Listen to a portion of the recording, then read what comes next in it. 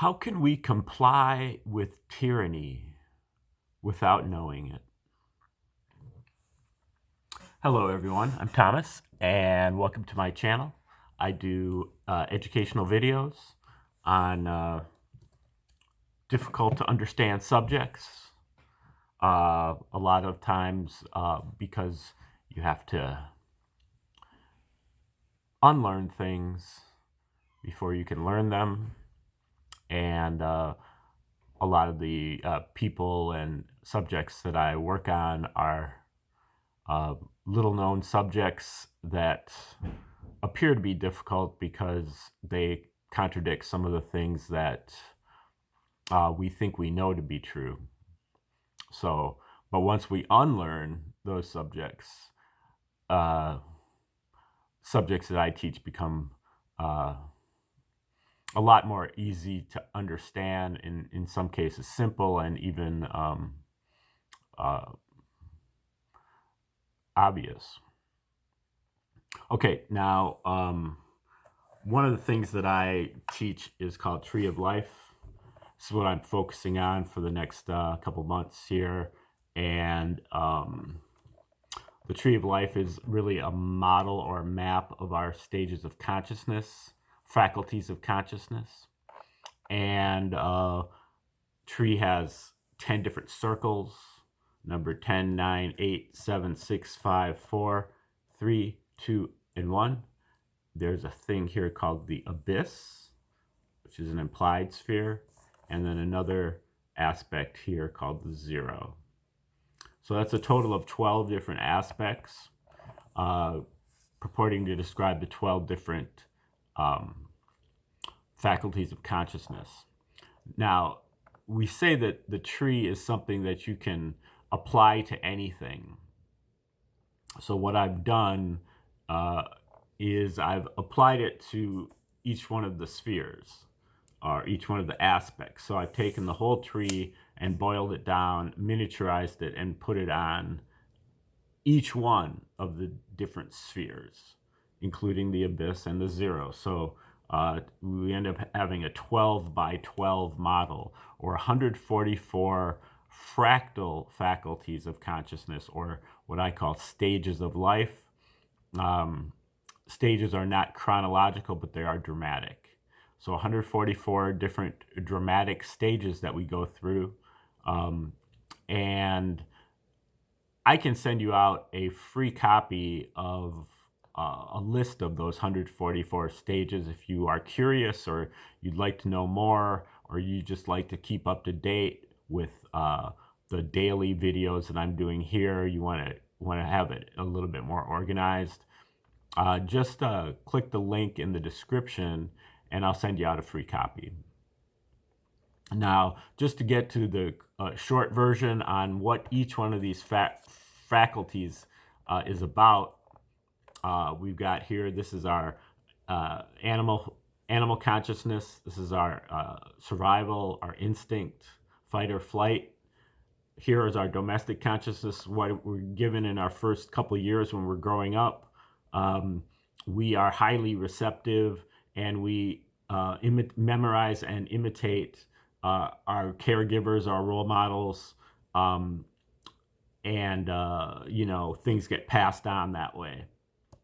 Then at the A sphere, it's similar, but it's with the public sphere, or the real world, the conventional wisdom, the expert opinion. These people tell us what we're supposed to believe and how we're supposed to think.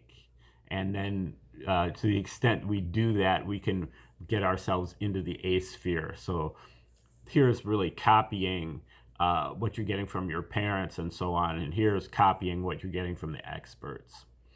But this is really a set of beliefs. And then at the 7th sphere, it's for people who maybe were in the A sphere but saw through it and saw problems with it. Came over here with their artistic impulse, their creative impulse, their intuition, and they developed something, a piece of art or an invention that attempted to improve upon what was going on here at the eighth sphere.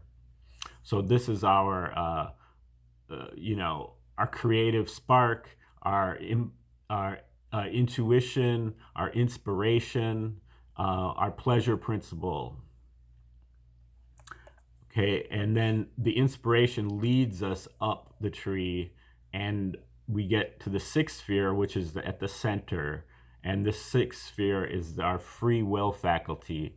In short, it's our ability to make decisions and to pay attention.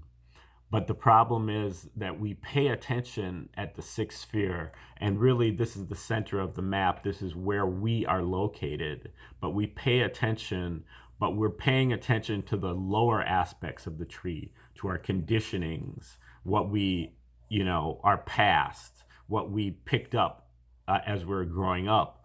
But here at the sixth sphere, the first step of making a decision, the first decision can be to turn ourselves around so that we're paying attention to our higher aspects, our spiritual aspects. So if we turn around, then we can start paying attention to our karma. This is our sense of justice at the fifth sphere. And this is karma. What as you sow, so shall you reap. For every action, there's an equal opposite reaction. What comes around goes around. And then this is the enforcement of the natural law. The natural law is articulated here at the fourth sphere in a cosmology or a book or other media that pretends or portends or purports to describe everything, how everything works, and how they all fit together and how they're related to each other, what their form and their function are. And that law is translated here by enforcement here at the fifth sphere.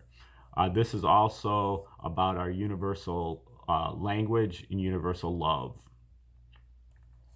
So where this is universal language, this is kind of like a second dimension of language, where this is really like just the surface. This is kind of like a deeper aspect of language, or signifying, double entendre. And then when we get up to the third sphere, we can talk about the third dimension of language. First, we'll talk about the psychic powers here at the abyss. This is our ability to tune into and recognize omens, and then to be able to act upon them. There are other psychic powers that also fit in there, which are supernatural, things like telekinesis and jaunting, and those are somewhat parlor tricks. They are mainly, I think, distractions, but there are things that you can tap into, and they don't have to be distractions. Distractions on our spiritual path. Okay, then the third sphere, this is omnipotence. This is our divine triangle. Omnipotence, all powerful. Omniscience, all knowing. And omnipresence, all present, all at once, everywhere, eternally. And then there's a zero sphere above the tree that is the mystery. Now the third sphere, we can tap into our omnipotence through sound synchronization, particularly through mantra, and that's where we get the third dimension of language, where we're really just talking about like the elemental, the alphabet, the letters of the alphabet, and we're not talking about them in terms of meaning, but we're talking about them in terms of power. So the letters and the mantra, they don't have meaning, but they do have power. And then the second sphere, the omniscience, something that we tap into through remaining quiet and really ignoring our thoughts as they drift in, and being able to stay focused on our meditation. And that allows us to penetrate into the surface and to be able to perceive all the possibilities, because omniscience or wisdom is our ability to solve problems, and the solutions to problems are always there, but they are usually improbable. What we get at the surface with our thoughts is things that are probable. But then when we are able to kind of avoid our thinking and be able to just penetrate deep into the surface, then we're able to like grasp things that are improbable, less probable, and those are where the solutions are. Okay, then this is the ether, first ether that underlies everything and that connects everything. And then this is the part that the creator reserves for itself. So this is a mystery and a nothingness. Okay, now today we're looking at, out of the 144 Fractal Faculties, and again, if you'd like to get a free copy of that, just click the link in the description. But we are looking at actually stage number 5. So stage number 5 is located in the 10th sphere, and it is the 6th fractal of the 10th sphere. So this is our animal consciousness. This is our body. This is our survival, fight or flight. And then the 6th sphere is our ability to pay attention and to make decisions. And so this somehow is, we're looking at that aspect, our paying attention and making decision aspect of our 10th sphere, of our survival. And this one is called Spectator Mentality, or on your arse. Stage number 5 is about the powers that be's favorite method of keeping us in our enslaved mindset. Spectator mentality, third-person experience. Spectating is vicarious participation. If we're participating, we are not spectating. So, primarily, we can elevate our spectating through participation. And yet we think this is life. Spectacles are deployed to distract us from processing, from reckoning with reality. Being a fan out at the frozen field, the frigid bowl, or just from freeze-dried, frozen, fried potatoes on the couch. We assign blame everywhere. We assign blame elsewhere to distract us from our impotence. Toast and cheer with wine and beer turns into razz and hiss with wine and jeer when we swing and miss, whether far or near. Cavalcades of booze rain down each time we lose, while we're eating sauerkraut with hot dogs from the concession.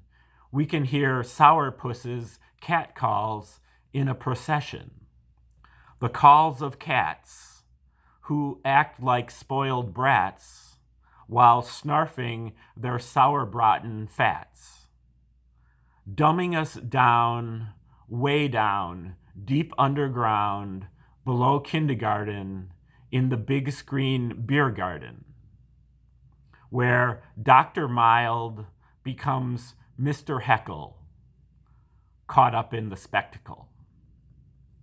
Spectacles are entertaining, funny, witty, stimulating, etc., but that's the problem. We don't want to let go of them.